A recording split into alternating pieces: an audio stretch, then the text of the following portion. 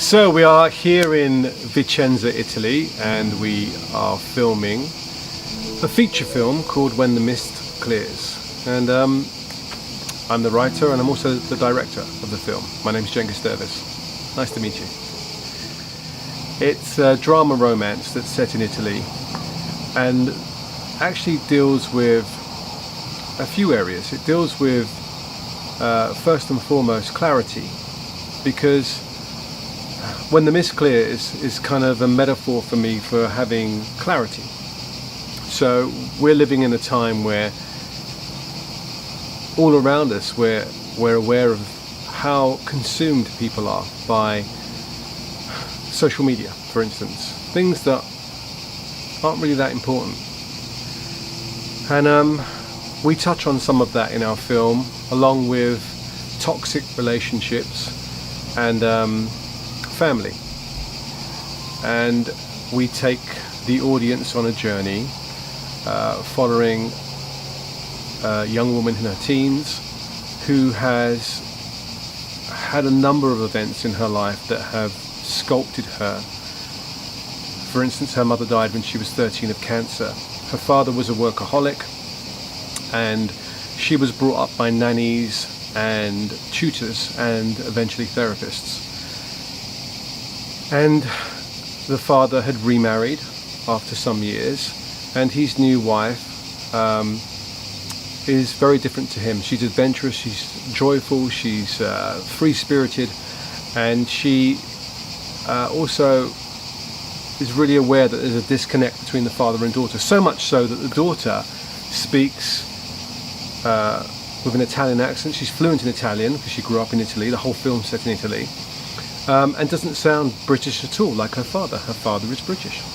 So, because she was brought up by Italian specialists and carers, and her mother was Italian, that in itself tells us of the disconnect between the father and daughter. And I have actually experienced this in real life. I've known people who've had a child, and they themselves are English, and their son or daughter has an Irish accent because the nanny has brought up their child.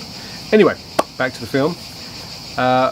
In our story, we have a wonderful, caring and quite strategic stepmother who feels that actually what they really need to do is get away from the daily distractions of life, and she orchestrates a trip to a country estate in the middle of nowhere that has no Wi-Fi and no phone signal, and it's deliberately done. It's a place to come and disconnect, reconnect, and I guess detox. And it's here that we have our leading character Isabella reconnect with herself, reconnect with her family, and meet somebody who's very different to anybody she's ever met. Somebody who sees her, who looks at her in the eyes and looks deep inside her and actually wants to know who she is.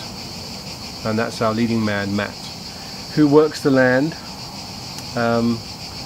and has an interesting backstory and a little bit of a dark secret. Not dark secret, he has an interesting secret that is revealed through the film. So it's I'm hoping it's going to touch a few nerves for the viewer. I hope it's going to be something that people can really connect with and relate to. And it's beautifully shot. The performances are great. We're aiming at having a wonderful soundtrack and sound design, and it's quite sexy, to be honest, and that's deliberate. So we're going to take you on a mature journey, and one that I'm quite excited about.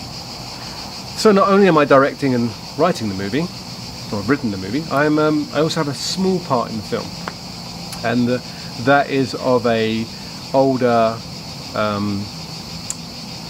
lover of Isabella's that was somebody who was quite manipulative and quite destructive and toxic and abusive, both emotionally and psychologically and physically. And so I play that person in this film, where we have flashbacks. And so again, you know, there's a lot of stuff that's gone on for our lead character that brings us to this point, and where this journey for her and this place becomes a new beginning. And her phone is not the first thing on her mind in the morning. Social media is not the first thing she does every day. When she leaves here, if she leaves here, she's very clear about what's important. And that's what the whole film's about, clarity. So, pulling this production together, any production is challenging and tricky to pull together because you're dealing with so many different people, so many different expertise, and you're dealing with people's availability. And we're an English, London, UK based production company making a film in Italy, so there's all those kind of logistics to get round, equipment hire, catering, you name it. But on top of all of that, we decided to make a film in the middle of a pandemic, and we had to work out how that would be possible. But I knew that there was a way, but it was whether or not the cast and crew were up for doing something that was kind of a little bit crazy, because, you know, having people come on board sooner than they're required, to quarantine, to have COVID-19 tests, to prove that we're all symptom free, and then to basically not associate externally with other people, so that we can work freely in our environment. And but everyone was up for it, and that's what we did.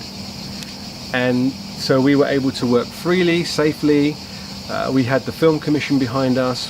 The Vicenza Film Commission has been fantastic and gave us full support, including use of the city and being able to film freely in the city, which was wonderful, because our opening scene of the film is travelling through the city, and it's absolutely beautiful. If you get a chance, this is definitely a place to come and visit, and I have no doubt I'll be back. But yeah, so we had the normal challenges of any production, but we also had an extreme challenge, which was the coronavirus, COVID-19. The reason for choosing this location was we needed something that felt remote. We needed something that felt far away from a city, and we needed something that had huge character, great beauty, and not in my wildest dreams did I dream of somewhere that would have the amount of fruit that grows here. You know, there's just grapes and plums and prunes and apricots and apples and pears, and it's endless. Olives, and you know, we've got chickens, and so, but it was somewhere that felt very Italian and very rustic and very remote. And when I saw this location, and there were two locations that we came down to, but this one super exceeded my expectations and gave me everything I needed as a director, and obviously bringing the words of the script to life visually, which was really, really important. So we were spoilt for set design, because 90% of what we needed was here. It was just here. And apart from about a 1 week clear up of moving things around and emptying rooms and clearing up the barn, and you know, we were ready to go, and we had everything and more. And so that was the main reason for filming here. I think I do what I do because I hope to connect with the audience in some way, to make them think about their life, to maybe make them a better person as an actor. That's what I hope for, that I touch them, and that as a filmmaker, as a writer and a director, it's exactly the same thing. I hope that this grabs people's attention and just makes them take stock of, you know, what's really important in life, you know. And believe me, it isn't mansions and fast cars and large bank accounts, even though money helps and those things are nice to have. But actually, I'm a big believer that, you know, when we're on our deathbed one day, because we're only here for a period of time, and we all know that, no one's getting out of here alive. that we won't think back to the cars that we had or the big houses that we have. I truly believe we'll think back to the time we spent with people and the laughs that we had and the memories of those fun times and the relationships. And so I hope this story has that impact where it just has people stop and go, do you know what, I'm going to put my phone down, and rather than spend an hour on mindless nonsense, I'm actually going to spend an hour with my family or with my friend, or I'm going to call somebody up, or I'm going to go and meet somebody, and as opposed to just wasting away the days and weeks on stuff that's not important, that you'll never remember. It's not a tragic film, but it's definitely a film that is about relationships, it's about life, it's about your relationship with yourself and your relationship with those closest to you, first and foremost. And then it's about distraction. It's about the things that we allow to distract us on a daily, weekly basis that actually serve us, don't serve us. They don't give us any real purpose or meaning. It's fine, you know, for 10 or 20 minutes to have a little bit of distraction and entertainment, but when that becomes a habit and then like an addiction, because let's be honest, people are addicted to their phones. They can't put them down. I just, you know, as a filmmaker, as a writer, as an actor, I watch people because that's where I get my substance from. And I just, you know, I'm just aware that people are addicted to their phones. You know, that black mirror is just all encompassing. They just cannot leave it alone. And I hope this film has that, gives that awareness. And I think we all know that we spend far too much time on our phones. And we're not making phone calls. You know, we're looking at Facebook, Instagram, TikTok, you name it. Whatever we spend, you know, one leads to another. Hours, you know. You have some phones have screen time. You can see where you're spending your time. And I've talked to people who like are so busy they have no time. And I've said to them, like one person in particular, I said, "Let me see your phone." He's like, "What?" I said, "Okay, get screen time up." And he had 16 hours of social media. 16 hours of social media. Here you go. Log out of all your social media, and I've just given you 16 hours a week back. You know? Mm-hmm. So I hope that this film has that effect. Also, on the other side of things, it's a drama romance, and it's a romance that's very, it's real and it's sexy. It's sexy, you know, we're not holding back. You know, our love scenes are beautifully shot, but they're sexy, you know. We have two very attractive leads. There's great chemistry on set, and we've worked through all how we shoot those scenes, so everybody's very comfortable. We know exactly what we're doing, and we collectively want to excite the audience, you know, in a way that is raunchy and sexy and but passionate, and you know, our lead characters by the end of this film are in love. They fall in love. So, but yeah, all that lust and passion we are capturing on camera. When we come to the estate, everybody kind of here is a kind of role model for Isabella, our lead actress, because they're all people that are clear about who they are, what they want and what they're doing and where they spend their time. So that in itself is like a role model. I think Claudia is really important in the film because she's the one who's gently nudging Frank, the father, to take steps to reconnect with his daughter, which gets them here. And then you know, I think once we're here, our leading man Matt's really important because it's the first time that Isabella has met somebody that is not undressing her with his eyes, you know, and checking her out.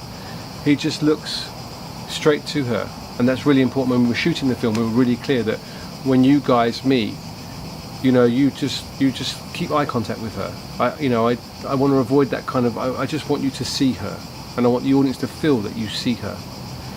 So they're all very important. Obviously we follow Isabella, and it's her kind of like story, her point of view, and everything that she comes into contact with, and the impact and influence that they have on her.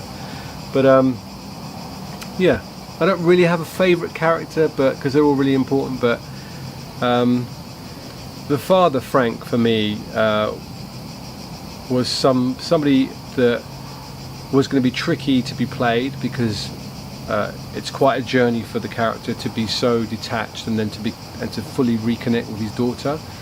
But our actor that we cast, Victor Patakt, who we cast out of London, he plays Frank Davenport in the film, and he did an amazing job. And actually, one of my favourite scenes in the film is when he speaks to his daughter and apologises to her and tells her that he loves her. That's a very powerful moment. I think that's going to move. If you can watch that scene and not be moved, there's something wrong with you. My last message to the audience out there is keep an eye out for When the Mist Clears. Our next stop is to obviously go into post-production and get the film finished. We're having sound design done in LA, we're doing post-production in Milan and London, so it's kind of moving about a bit, and our aim, believe it or not, is to have the whole film finished by the end of October, ready to take it to the film market, probably American film market to start. So anyway, from Italy.